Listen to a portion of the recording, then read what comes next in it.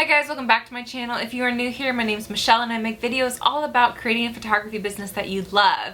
And today we are talking about how to get sharp focus. Get a tack sharp focus every time you photograph, because there is nothing more annoying than a blurry photographs. So I have 5 tips for you today on how to get those tack sharp focus images. I'm going to keep this kind of short and sweet because I'm also going to roll out one of my modules for free in my beginner's guide to photography course. So I'm going to roll out the focus module so it explains it a little bit more in depth and you can see some visual examples, but I am going to still talk about it today. So I hope you enjoy this video.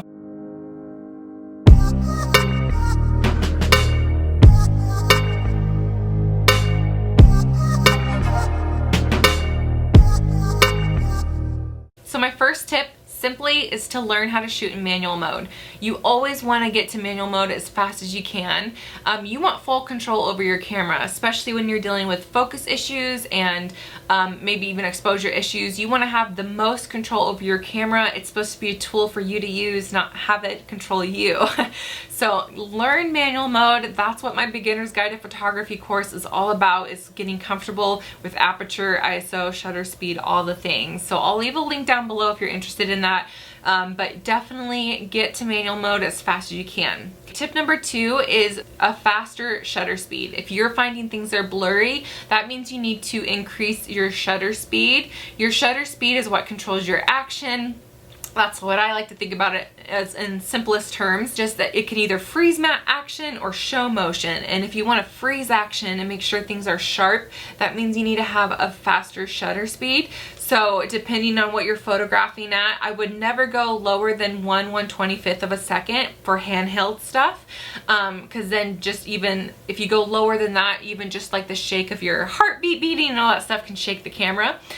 So if you don't have a tripod or you're catching movement or you're walking with your client as they walk and you're finding like their hands are really blurry and stuff, make sure you're increasing your shutter speed. I usually am no lower than like 1/400th of a second, 1/500th of a second when I really want to make sure my action shots are frozen. Number 3, and one of like the biggest game changers for me, which if you knew this all along, it might seem like a no-brainer, but for me it was huge when I first discovered it. And that's the focus points in your camera. So all those little dots that show up on your camera, when you press your shutter speed halfway down to focus, you might see your whole grid light up. Those are your focus points and you have complete control over them. I always thought they all had to be lit up to be in focus, but all that means is when the all 9 points are lit up, that it's just gonna try to get the focus in the center of the photograph as best as it can, like the majority of the image in focus, if that makes sense. And that's not the case a lot with photography, right? We want our subjects off center or we want them on the upper or lower third of the photograph, and that's what makes it interesting. So we can actually toggle those focus points. So if I'll try to throw a picture up in here, there should be a little image of a grid on the back of your camera where your controls are. You hold on that and then you can toggle to find which point you want that image to be focused on. And I should say, depending on your camera, if you have a nicer, newer camera, you might have a lot of dots, which is great. That means your focus is just going to be a little bit more accurate, but kind of the basic overall camera is going to have at least 9 dots to focus on. So what I do is I always focus my dot on the eye because I do a lot of portrait work. So you want the eye, and if you're really close to your subject, you want the eye that's closest to the camera.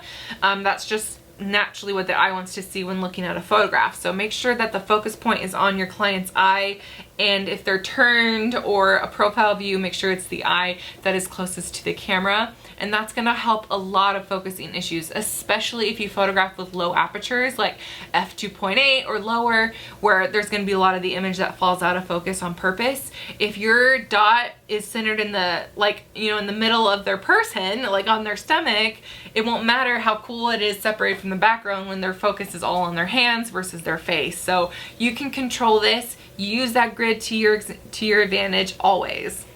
4th tip is the distance between you and your model matters. It really matters. So you can be shooting at a 2.8 where your client's really up close to you, and it's gonna have a really cool effect and really separate your subject from the background, or you can be at a 2.8 where your subject's very far away from you, and it's still gonna have a blurry background, but it's not gonna be as separated. So the closer you are to the model, with a low aperture I should say, the more separated the subject is gonna be from the background, and it's just gonna give it a really crisp look when you're a little bit closer to your subject. Especially with portraiture work, I'm usually a couple arm lengths away, I would say. If you're really wanting that tack sharp focus, like on their eyes and their face, get a little closer to your subject. Try that. Make sure the focus point is on their eyeball and use a low aperture, and then see the results that you get there. Number 5, the last tip I have is to invest in good quality prime lenses. Prime lenses as a whole tend to be a lot sharper than zoom lenses just because it's a fixed lens. If you're not used to prime lenses and you've always shot with a zoom lens, it might take a little practice getting used to just moving your feet.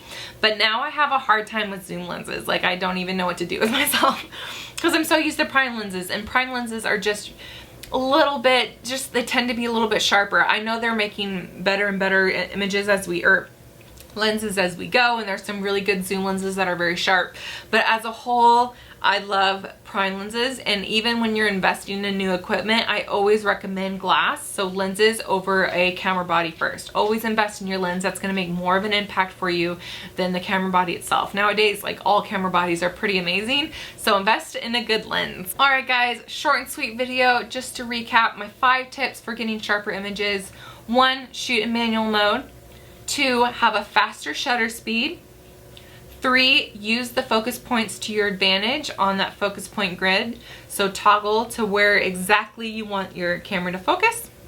4, be mindful of the distance between you and your model. Get a little closer if you're having a hard time getting sharp images. That might help.